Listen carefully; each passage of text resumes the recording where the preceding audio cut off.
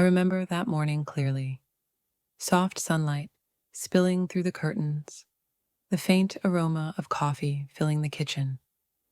I had just texted my son, Ethan, a quick message. Fly safe today, sweetheart. I'll be watching your flight on the tracker. He'd recently been promoted to first officer for a major airline. I was so proud. His dream since he was a boy, playing with toy planes in our backyard, had finally come true. As I watered the plants on the porch, I smiled, imagining him up there among the clouds. He always said flying made him feel closer to heaven. But I didn't know that morning would change everything. It was mid-afternoon when my phone buzzed. I almost didn't pick up. I thought Ethan would already be flying. But the caller ID flashed Ethan, son. I answered, cheerful. Hey, sweetheart, shouldn't you be in the air right now? There was a pause, longer than usual. His voice came through, low and strained. Mom, this is going to sound insane, but he hesitated. She's on my flight. Mom, she's here. I frowned. Who's she, Ethan? Silence. Then, almost a whisper. You're on my flight. My heart stopped. At first I laughed, because what else could I do? Ethan, what on earth are you talking about? I'm home, making soup. You must have seen someone who looks like me. But his voice trembled. Mom, I swear, she's sitting in 14C. Same hair, same necklace, the blue scarf you wear on Sundays. She even waved at me when I walked through the cabin before takeoff. I felt the air leave my lungs. I looked down at my scarf, the same blue one he was describing. I was wearing it. A shiver crawled up my spine. As a pilot, Ethan wasn't supposed to leave the cockpit during flight, but he couldn't resist. During taxi, he had taken a quick glance through the cabin. The woman in 14C had looked exactly like his mother. Same gentle smile, same hands folded neatly on her lap.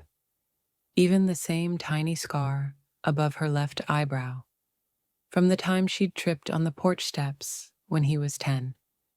He'd almost said something, but professionalism held him back. Now, midair, he sat staring at the controls, his mind spiraling. Could it be a coincidence? A doppelganger? Or something he couldn't explain? Back home, I tried to stay calm. I told myself he was mistaken, tired, overworked. But when I opened my laptop to check his flight tracker, something strange happened. A chat window popped up. Anonymous, on my old email account. The message read, "You shouldn't have let him go." I froze. The cursor blinked, waiting for me to reply. Then, before I could, another message appeared. He's not alone on that flight. The screen flickered, then went black. Up in the sky, Ethan's aircraft hit turbulence. The captain steadied the plane, but Ethan's hands shook as he adjusted the throttle. He couldn't focus. That woman, the one in 14C, had turned her head toward the cockpit door earlier. He could feel her eyes on him, even from behind the closed door.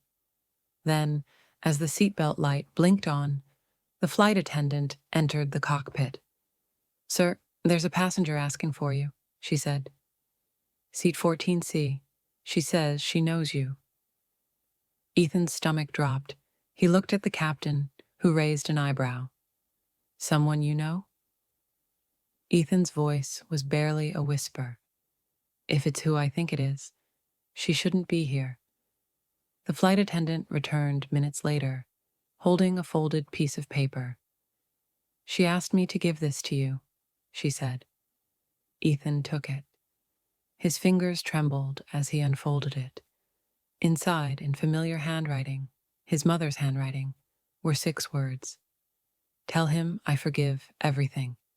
M." Ethan's heart pounded. He had seen that handwriting every Christmas card, every birthday note. But what did she mean, forgive everything? That night, after the flight landed safely, Ethan called me again. His voice was shaking. Mom, I saw the note. It was your handwriting. You have to tell me the truth. Is there something you're not telling me? I hesitated. There was something. Something I had buried for 20 years. When Ethan's father died in a car crash, it hadn't been an accident. He'd been driving drunk after a terrible fight we'd had. Ethan was only 7. He never knew. I'd carried that guilt alone. Ethan, I whispered, tears welling. There are things I never told you.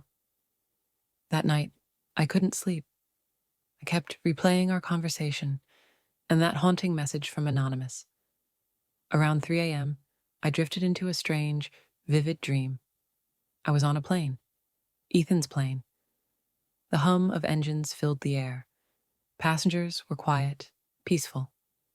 And there, across the aisle, sat my husband, smiling gently, as if nothing had ever happened. He said only one thing. He's going to need you soon. Then I woke up to my phone ringing. It was Ethan again. His voice was panicked. Mom, I can't explain this. I just got reassigned. Last minute. Emergency flight to Seattle. And guess what? She's on it again. The woman from 14C. I sat up, heart racing. Ethan, listen to me.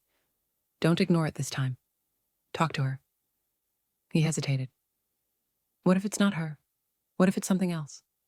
Then you'll know, I said softly. But maybe, Ethan. Maybe she has a message for us both. The line went quiet. Then he whispered, Okay, Mom. I'll find out.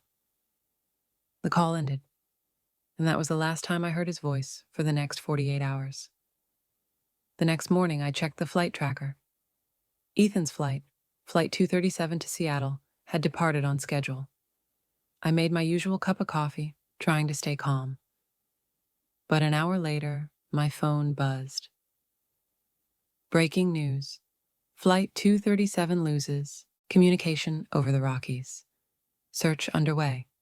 The mug slipped from my hands, shattering on the tile. My knees gave out.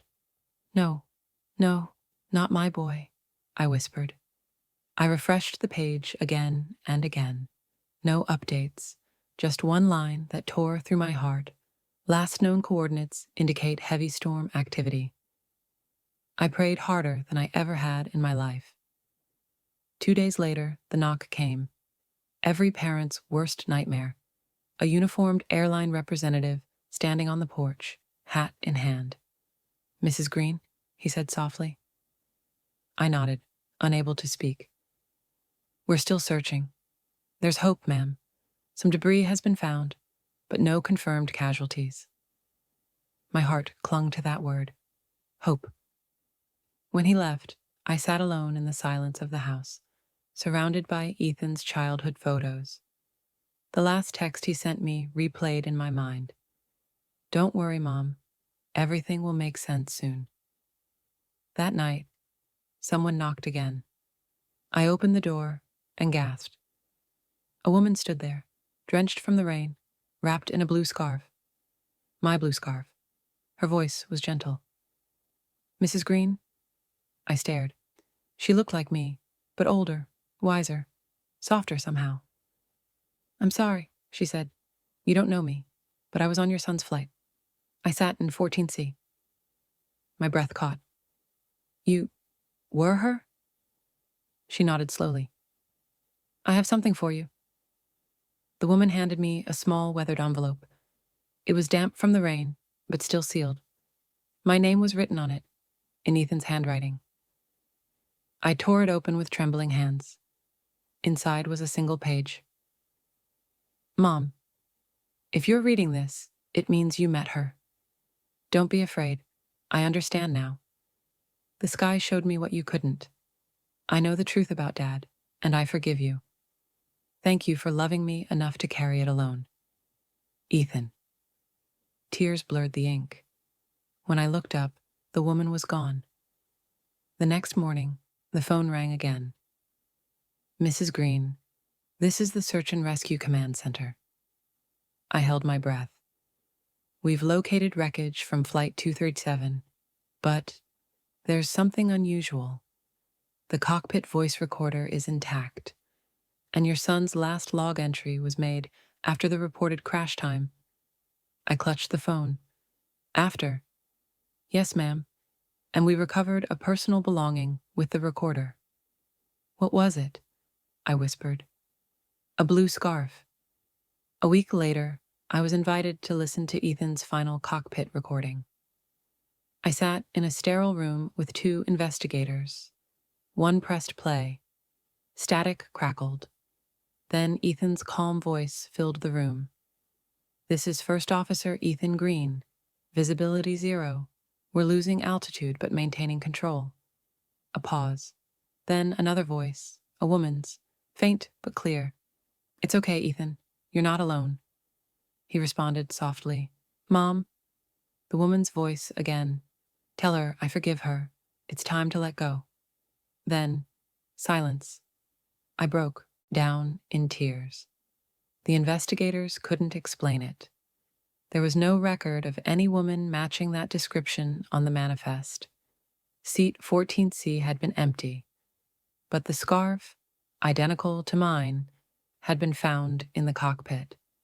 When I returned home, I sat on Ethan's bed, surrounded by his flight books and journals. Inside his logbook, I found a note tucked in the back. Dreamt of Dad last night. He said forgiveness flies higher than truth. I finally understood. The woman in 14C wasn't me. She was forgiveness itself. Weeks passed. Grief settled into something quieter. Not peace, but a kind of understanding. I began writing a letter every morning and burning it in the garden, imagining the ashes rising to where Ethan was. One day I wrote, My dear boy, I forgive myself now. I know you're free, and I hope you're flying higher than ever. As the letter burned, a gust of wind lifted the ashes, and for a moment, just a split second, I swore I smelled jet fuel and the faint scent of Ethan's cologne. A year later, I booked a flight, my first since Ethan's passing. Destination, Seattle. As I boarded, I felt my heart race. The attendant smiled and handed me my ticket, seat 14C. I froze. Is there another seat available? She shook her head. It's the only one left, ma'am. I sat down, trembling. Mid-flight, as clouds rolled past the window, I felt warmth spread through the seat beside me, as if someone had just sat down. Then, in the soft hum of the engines, I heard Ethan's voice. Fly safe, Mom.